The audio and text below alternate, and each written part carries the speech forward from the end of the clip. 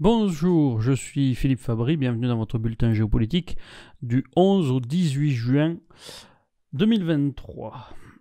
Avant de commencer, n'oubliez pas de vous abonner, de cliquer sur la petite cloche et éventuellement de mettre un pouce si vous êtes intéressé par ce format.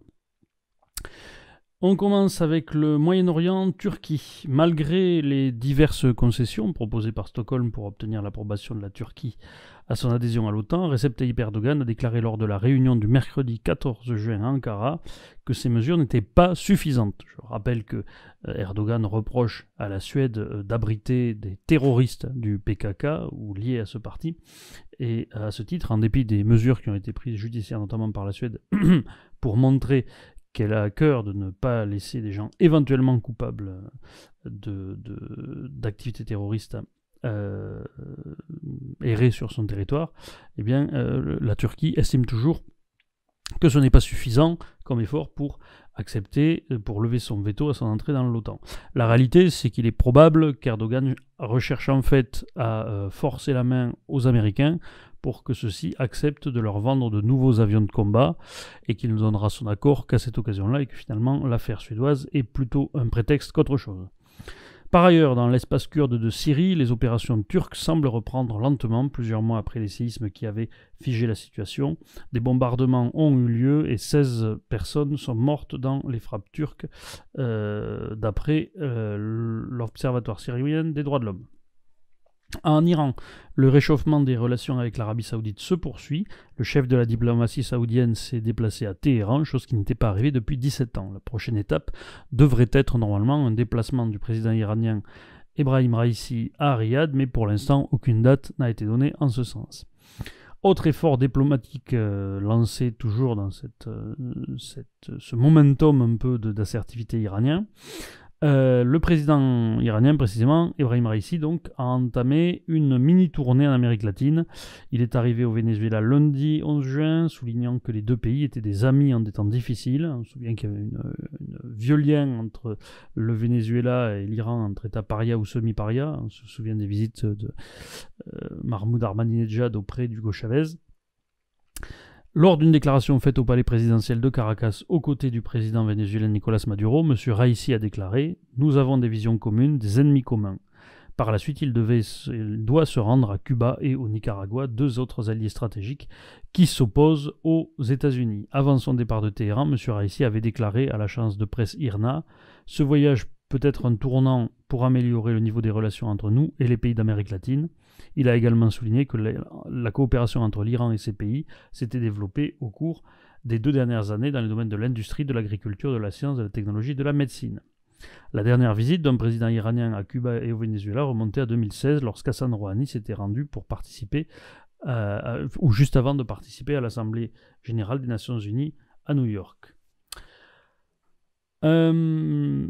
Moins prestigieux, mais plus rigolo, l'Iran a à nouveau fait des étincelles pour le coup en matière de propagande technologique en annonçant que ses scientifiques avaient mis au point le plus petit ordinateur quantique du monde et en réalité on s'est aperçu que l'appareil qu'il montrait était simplement un kit de développement de logiciels, un outil qui sert à simuler le comportement d'un PC ou d'un smartphone pour développer dessus des applications, est trouvable à 700 € sur Amazon. En Afrique, l'Égypte a déposé officiellement sa candidature aux BRICS. Des médias égyptiens ont cependant rapporté mardi dernier que le Caire a l'intention d'abandonner le dollar américain dans le commerce avec les États membres du bloc des BRICS et régler ses échanges avec ces pays en monnaie locale. Encore une fois, la dédollarisation, ça se fait d'abord avec des pays qui ne sont pas en très grande santé économique. Je renvoie à tout ce que j'ai déjà pu dire sur l'état économique de l'Égypte. En Algérie, jeudi, le président algérien a été accueilli avec grand faste par Vladimir Poutine à Moscou. La Russie et l'Algérie ont conclu plusieurs accords visant à renforcer leur coopération dans les domaines militaires et énergétiques. Initialement prévue en mai, la visite d'État d'Abdelmadjid Tebboune en France, qui devait avoir lieu en juin, risquait d'être à nouveau reportée, selon des informations de presse. J'ajoute que l'Algérie a rajouté par un décret, je crois, une strophe dans son hymne national particulièrement désagréable avec la France, donc les relations ne sont pas au beau fixe. Au Soudan, la guerre continue. Une nouvelle trêve de 72 heures a été annoncée. Il est vraisemblable que nous resterons à ce régime pendant un moment. Je ne suis pas sûr que je prendrai toujours le temps de le rappeler dans les bulletins suivants. Amérique. Aux États-Unis, inculpation de Donald Trump pour l'affaire des documents classifiés qu'il avait conservés chez lui et partent vers lui et refusé de restituer, ou en tout cas commis des résistances à leur restitution. Je renvoie au live des souscripteurs de vendredi pour le détail de ce que j'en pense. Je souligne simplement qu'il y a vraisemblablement une volonté d'empêcher Trump de se représenter, ce qui n'est pas le signe d'une bonne santé démocratique en général. Ça évoque notamment par exemple le problème Imran Khan au Pakistan. En Europe, la France estime avoir obtenu un accord européen correspondant à ses objectifs en matière énergétique. Agnès Pannier-Runacher s'est réjouie de l'accord conclu sur la reconnaissance du nucléaire en tant que moyen de décarbonation de l'Europe, ce qui est crucial pour la France. Pendant de nombreux mois, les États membres ont affiché leur divergence sur cette question, en particulier en ce qui concerne la production d'hydrogène décarboné. La création d'une alliance nucléaire par la France, qui regroupait une quinzaine d'États de ce que j'appelle l'Europe périphérique, avait mis en évidence l'opposition entre les partisans et les opposants au nucléaire, notamment l'Allemagne et les défenseurs des énergies renouvelables. Les négociations menées vendredi ont permis l'adoption d'un projet de règlement Refuel Euro concernant les carburants, Refuel Euro Aviation concernant les carburants destinés au transport aérien. Selon Agnès Pannier-Runacher, qui est notre ministre en charge de ces questions, le compromis adopté vendredi reconnaît pleinement l'hydrogène d'origine nucléaire et établit un cadre ambitieux pour la décarbonation du secteur aérien. Et elle a souligné que ce texte était attendu notamment après l'annonce par l'Élysée d'un plan d'aide de 2,2 milliards d'euros pour le développement d'un avion zéro émission en France. Ces annonces interviennent juste avant l'ouverture du plus grand salon aéronautique mondial qui se tiendra au Bourget à partir de lundi. Europe toujours, Serbie-Kosovo, l'escalade se poursuit suite à l'arrestation de 3 policiers kosovars en Serbie, qui est soupçonné d'être leur destination après avoir franchi la frontière, éventuellement aux fins d'agitation, ce que disaient les Serbes. Aucune voiture serbe en réaction n'est autorisée à traverser la frontière en direction du Kosovo.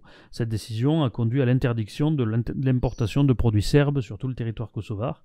Les autorités kosovares soutiennent que les policiers ont été enlevés sur le territoire du Kosovo, non pas en Serbie, tandis que les autorités serbes prétendent les avoir arrêtés en Serbie centrale.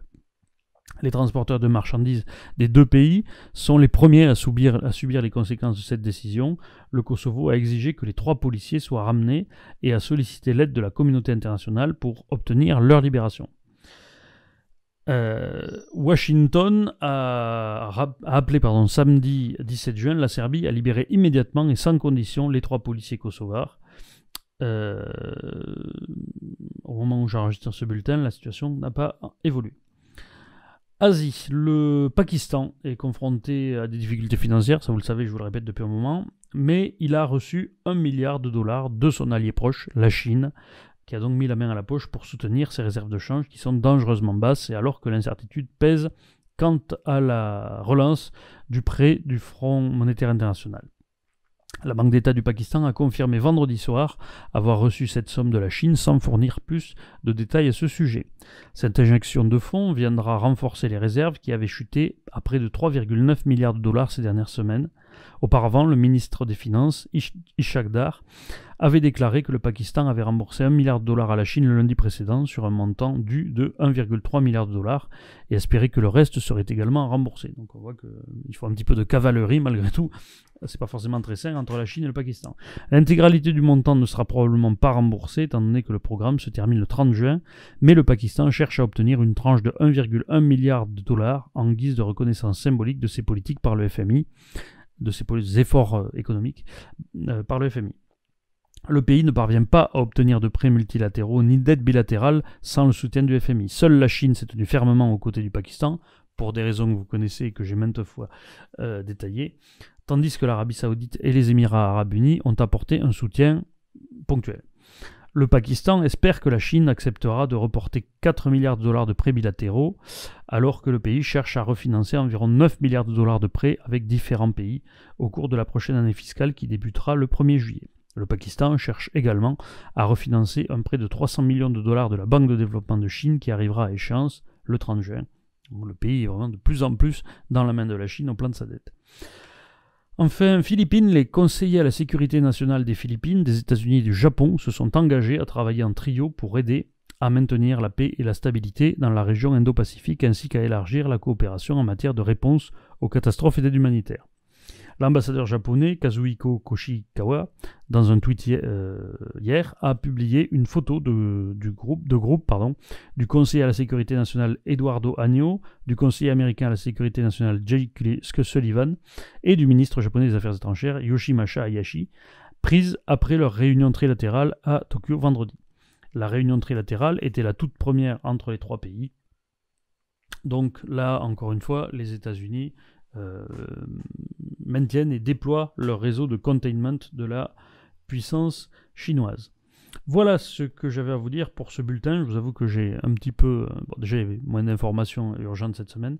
Et puis, j'ai essayé de raccourcir un petit peu le format qui me prend énormément de temps à préparer le week-end. En ce moment, comme j'ai d'autres projets à déployer à côté, je suis moins entré dans le détail d'un certain nombre d'affaires. Mais de toute façon, malgré tout, je pense que c'est assez exhaustif et que vous avez ce qu'il ne fallait pas rater. Je vous retrouverai cette semaine pour un autre format, vraisemblablement le live qui se tiendra cette semaine jeudi, et qui est un live un peu exceptionnel, puisque avec Guillaume et Baptiste de la chaîne Explorer Lab, nous qui suivent de manière très importante cette question depuis plusieurs années, nous essaierons de débrouiller un petit peu ce qui se passe aux États-Unis sur toutes les affaires de révélation et de commission d'enquête sur le sujet des ovnis, des informations, armes secrètes américaines. On essaiera d'aborder tous ces sujets et d'y réfléchir ensemble dans une émission que j'espère plus sérieuse et plus complète que beaucoup de choses qu'on entend sur le sujet. D'ici là, ne vous laissez pas faire.